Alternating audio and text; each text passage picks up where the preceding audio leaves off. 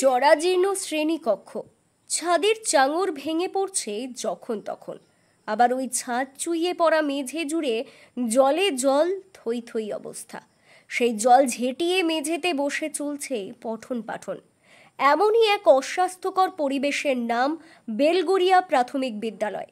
1983 সালে প্রতিষ্ঠিত বাঁকুড়া পৌরসভার 4 নম্বর ওয়ার্ডের এই প্রাথমিক বিদ্যালয়ের নগ্ন ছবিটা চোখে না দেখলে বিশ্বাস করা বেশ কঠিন।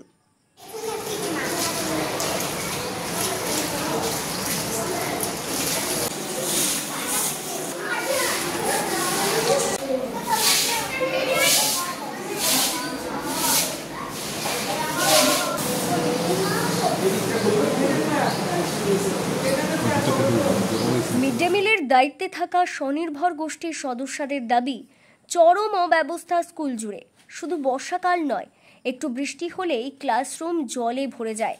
তখন মিড ডে মিলের চাল সহ অন্যান্য মজুদ খাবার জলে ভিজে যায়, আর ভিজে মেঝের জল পরিষ্কার করেই ছাত্রছাত্রীদের পড়াশুনো চলে মিড ডে মিলের খাবার পরিবেশন।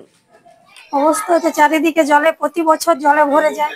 গার্জিয়ানরা ছেলেদেরকে স্কুল পাঠাতে ভয় পাচ্ছে, চারদিকে চামড় ছেড়ে পড়ছে। এই তো অবস্থা, দেখুন কি অবস্থা।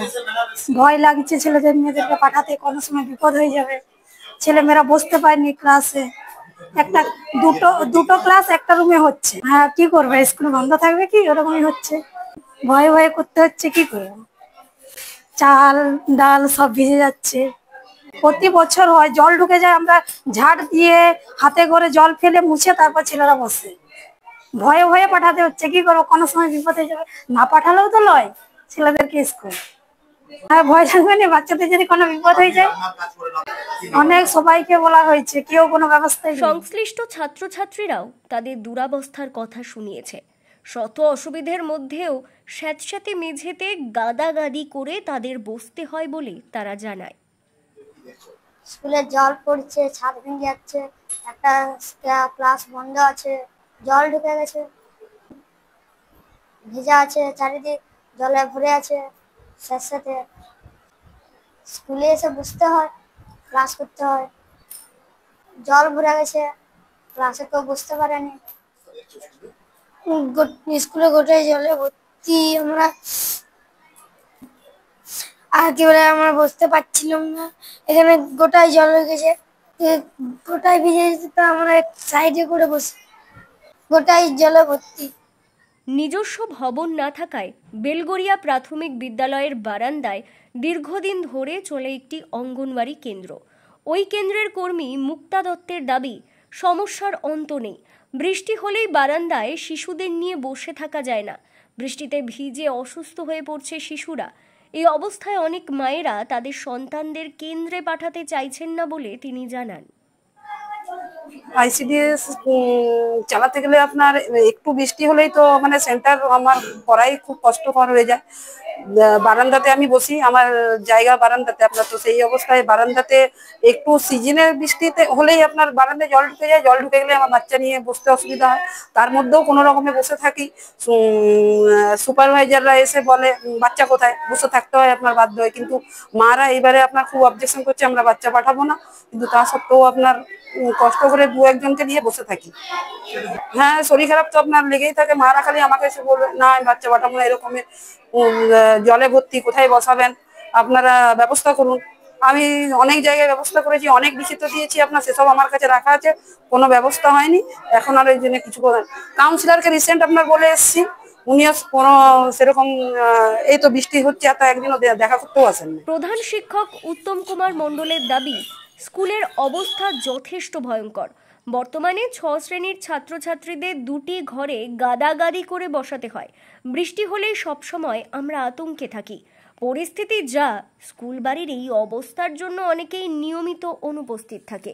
বিষয়টি একাধিকবার সংশ্লিষ্ট দপ্তরে জানালেও সমস্যার সমাধান হয়নি। বৃষ্টিতে ক্লাস করা মানে কি আমার ক্লাসের অপ্রতুলতা, ছেলেমেয়েরা আসে এর মধ্যেই আমাকে করতে হয়।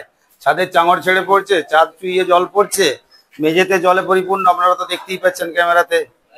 এই অবস্থাতে আমাদের স্কুল করতে হয়, খুব জরাজীর্ণ অবস্থা। গার্জেনদের অভিযোগ, এই অবস্থায় যদি ছাদের চাঙড় ছেড়ে বাচ্চাদের কোনো ক্ষতি হয়, জীবনহানি ঘটতে পারে। সেই কারণে অনেক বাচ্চা আমার স্কুলে আসতে চাইছে না।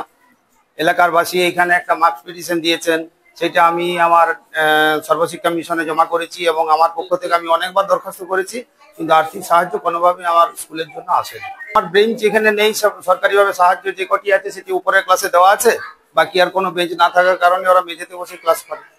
আর এই ভিজে মেঝেতে বসতে বাধ্য, আর অন্য কোনো জায়গা নেই আমাদের ক্লাস করার মতো উপযুক্ত, যার কারণে আমাদের এর মধ্যেই সবকিছু করতে হয়। এই রুমের মধ্যে বাচ্চাদের খাবার প্রতি বর্ষা, এমনকি যে কোনো সিজনে একটু বেশি পরিমাণে বৃষ্টি হলেই আমাদের রুমগুলো কিন্তু জলমগ্ন হয়। জেলা প্রাথমিক বিদ্যালয় পরিদর্শক জগবন্ধু ব্যানার্জি বলেন, বিষয়টি আমাদের নজরে আছে। শিক্ষা দপ্তর ও সর্বশিক্ষা মিশন থেকে এখনো অর্থ বরাদ্দ হয়নি। মূলত বৃষ্টির জন্য সমস্যা হচ্ছে। অর্থ বরাদ্দ না করা পর্যন্ত সমস্যার সমাধান করা যাচ্ছে না।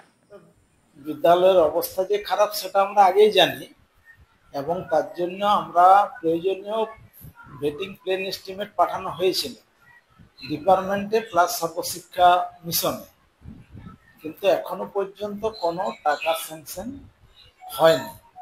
আর যেহেতু ওটা দোতলা বিল্ডিং, তার জন্য নিচের তলাটাই ওই অবস্থাটা হচ্ছে, জল ঢুকে যাচ্ছে, কিন্তু উপরে ঠিকই আছে।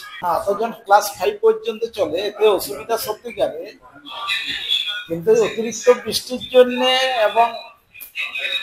অতিরিক্ত বৃষ্টির জন্যে মানে ওটা অসুবিধা হচ্ছে। মাস্টারমশাইরা আমাদের কাছে এসেছিলেন, আমাদের এসআই সাহেবও রিপোর্ট করেছিলেন, কিন্তু হচ্ছে যে যতক্ষণ না টাকা স্যাংশন করবে আমাদের হাতে তো আর টাকা পয়সা নেই।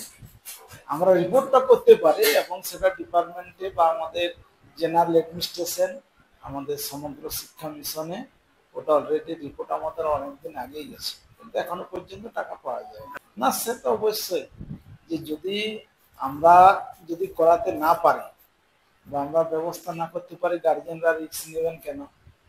তাহলে এই জন্য আমরা আরো চেষ্টা করছি যাতে তাড়াতাড়ির মধ্যে ওখানে টাকাটা স্যাংশন হয় এবং রিপেয়ারিং এর ব্যবস্থা হয়। ব্যুরো রিপোর্ট, দক্ষিণ বাঁকুড়া দর্পণ, বাঁকুড়া।